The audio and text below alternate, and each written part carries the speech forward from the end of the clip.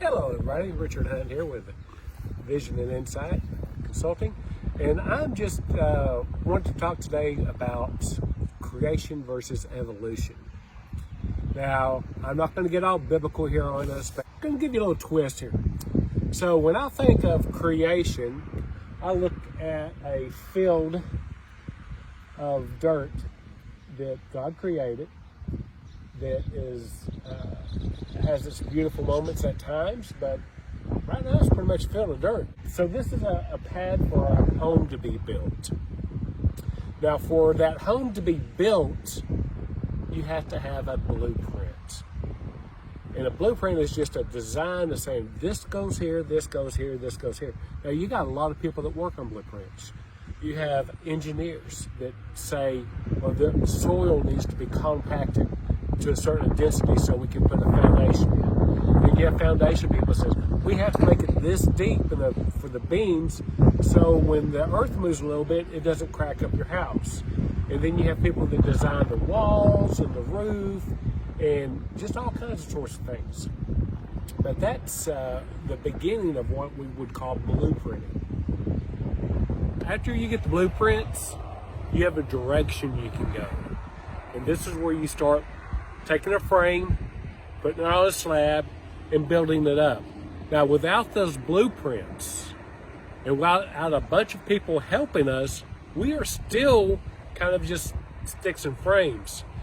And a lot of our lives are like that. We've got a little bit of a blueprint on how we want it to go. We got some sticks and frames thrown up, and then we have a hard time getting to the next stage.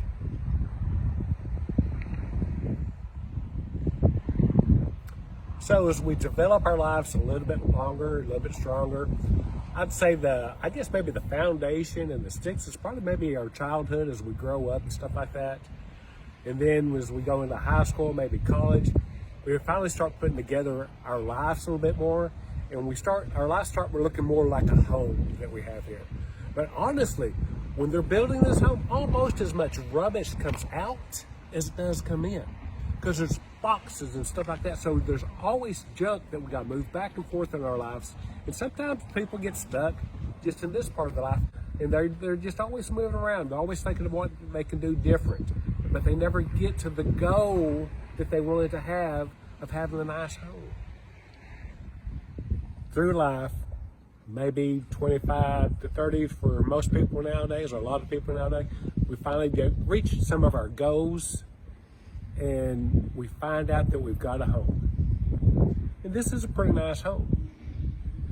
But what is fascinating to me, because I see it in my own life, is that a lot of times we're satisfied with this. And the only reason that we might bump up to is maybe we need a bigger home for our kids. So that's our next dream or our next goal. But we are typically doing the same old things we've been doing. We stay in a rut and we just stay in that pattern.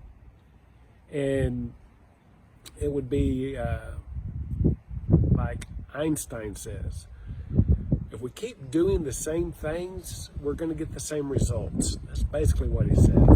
So if you want to change, you're going to have to find something different to do to get your different results.